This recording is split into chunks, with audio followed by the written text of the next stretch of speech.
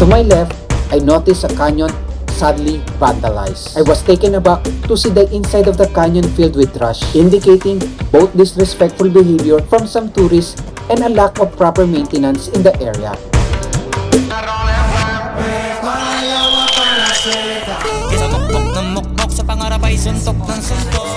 Catch flights, not feelings.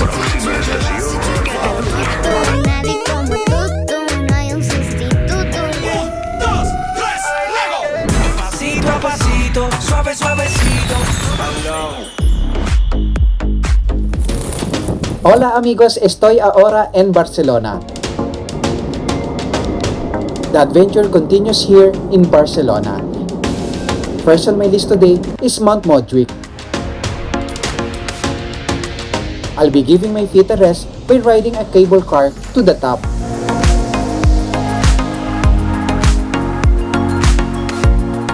Having already enjoyed the skyline of Barcelona from the towers of Sagrada Familia, I'm excited to experience an even higher vantage point this time. The key metro station for reaching Mount Montjuic is paral-lel. No need to exit the station. Prominent signage will guide your way.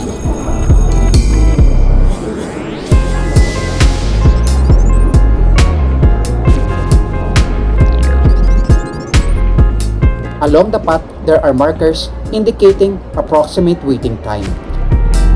This will lead you to the monorail station, and the best part is that it's completely free. When I arrived, I observed a crowd already gathered in the waiting area. Before long, we boarded the train and I decided to get the first car I saw.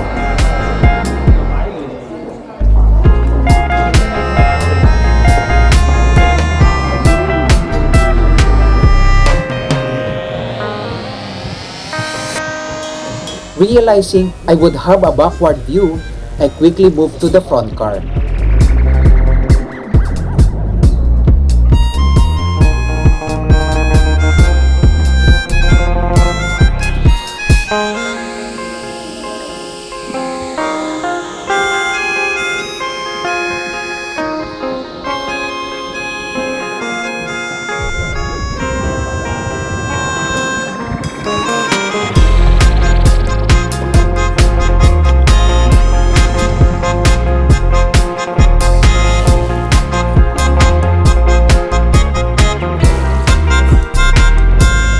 This is a time-based trip, so the train departs at the scheduled times rather than waiting for a specific number of passengers, unless it becomes too crowded.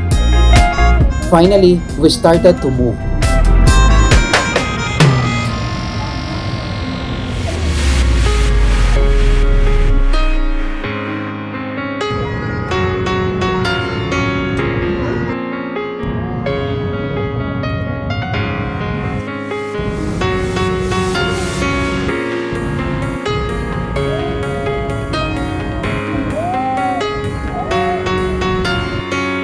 The ride took only about 4 minutes.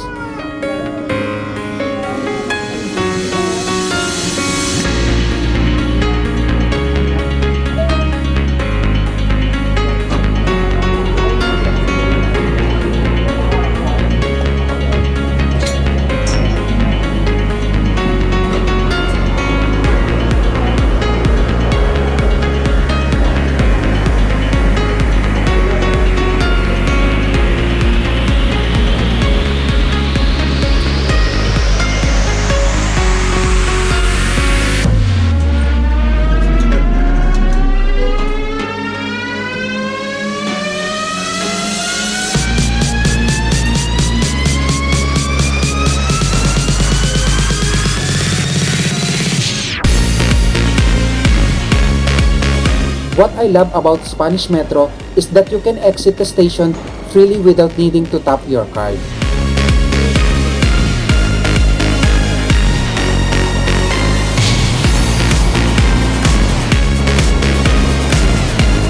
The first thing I did was locate the cable car entrance, conveniently situated right next to Mount Montjuic Metro Station. Since I had an ample spare time before the facility's 10 a.m. opening, I decided to take some photos. Across from it, I found a great spot to capture the Barcelona skyline, specifically the magnificent Sagrada Familia. 10 minutes before opening, I joined the crowd in the queue. Having learned my lesson from my last booking at the Madrid Palace, I purchased my ticket directly from the official website, avoiding third-party sites with higher rates. I purchased a round-trip ticket for a cable car excursion. Currently, there's a sheer flow of people entering the facility.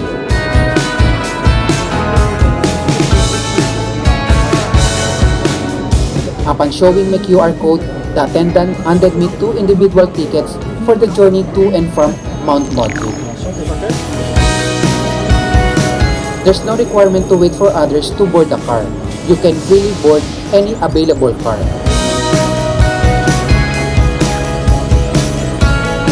The choice is yours whether you prefer to join others similar to what this couple opted for. I'm also pleased to have some company aboard the car.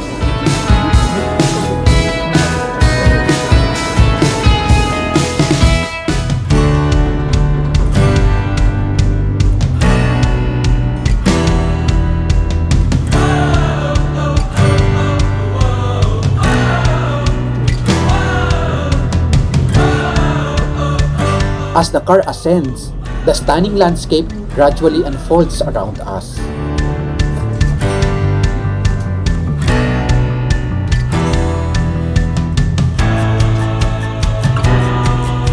This marked my inaugural cable car ride, and I'm filled with excitement, especially when spotting another car passing on the opposite cables.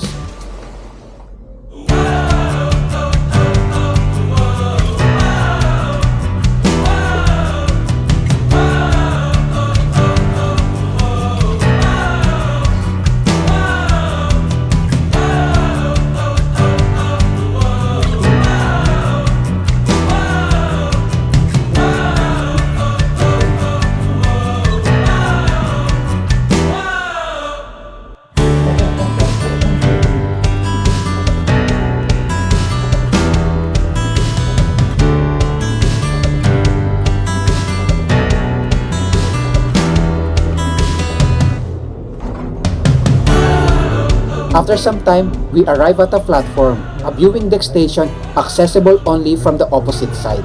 It's truly captivating to witness the large yellow wheels that power the cable cars.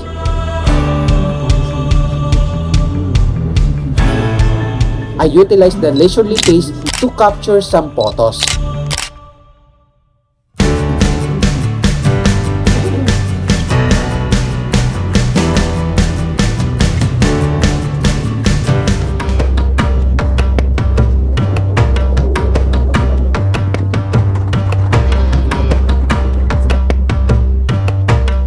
As time passed, we steadily ascended to even higher ground, revealing breathtaking scenery from above.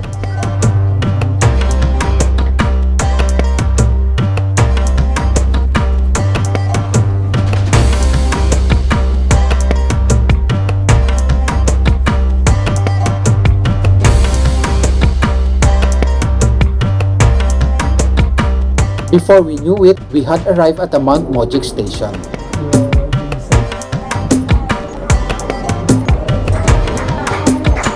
Upon exiting the station, we were greeted by a jubilant crowd. The first thing that caught my attention was the Montjuic Castle, proudly displaying the Catalan flag. To my left, I noticed a canyon sadly vandalized. I was taken aback to see the inside of the canyon filled with trash, indicating both disrespectful behavior from some tourists and a lack of proper maintenance in the area.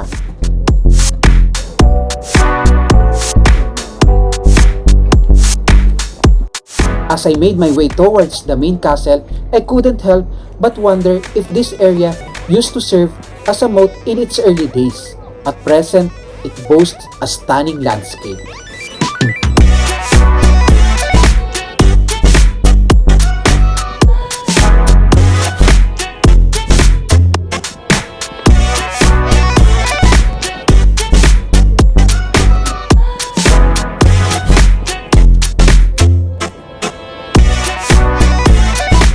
we opted not to venture inside the castle due to the separate admission fee. At that moment, my mind was already filled with memories of the Madrid Palace. I decided to forgo exploring further artifacts this time. Given that the highlight of my adventure today was riding the cable car, I focused my attention on that experience.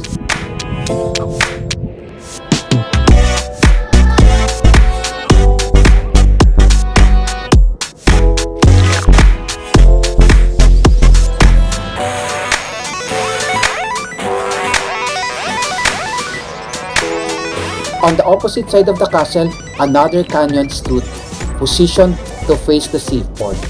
Similar to the first canyon, this one appeared to be in the same condition.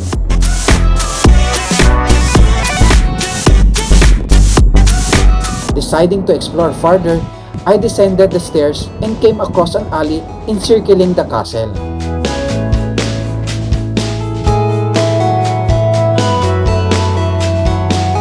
However, I opted not to proceed further as the sun was becoming more intense at high noon.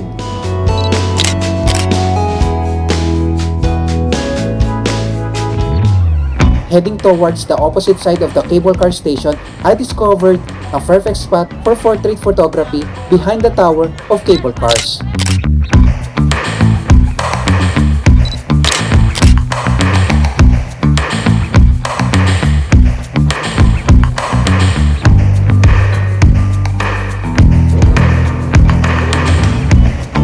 The sight of the large yellow wheels turning high above to propel the cable cars is truly mesmerizing. Watching the cable cars glide along their tracks is deeply satisfying.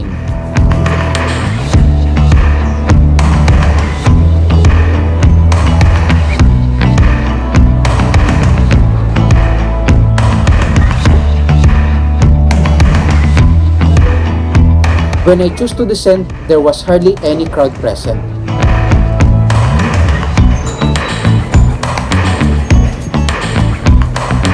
Having the entire car to myself was a serene experience, akin to the tranquility of a bird soaring through the sky.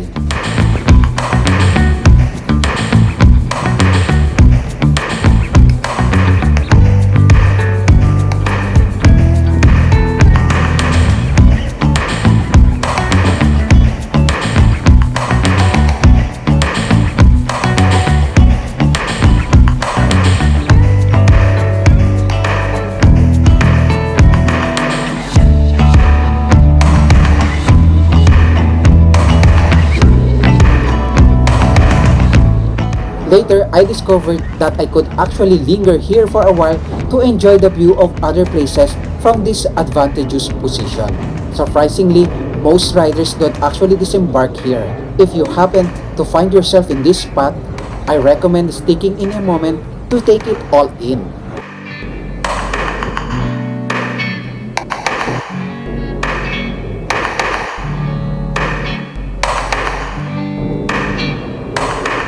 As I journeyed along, I initially felt a sense of exclusive excitement about riding the cable car. However, to my surprise, many riders from passing cars waved at me, creating a sense of camaraderie despite being strangers passing by. It's heartwarming to witness others sharing their joy in riding and experiencing the sights with equal enthusiasm.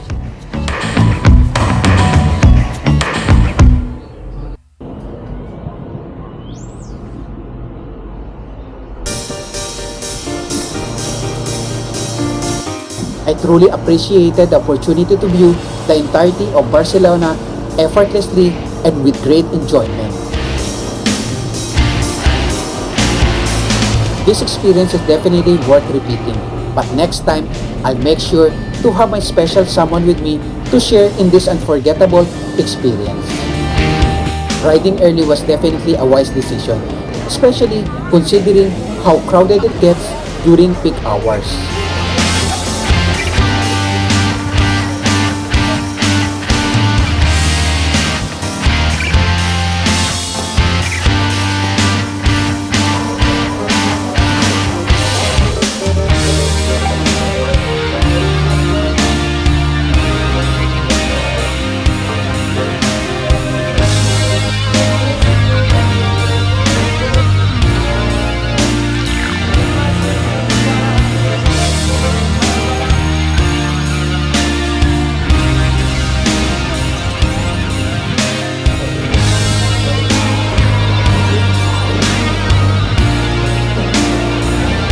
Next up, more Barcelona adventures.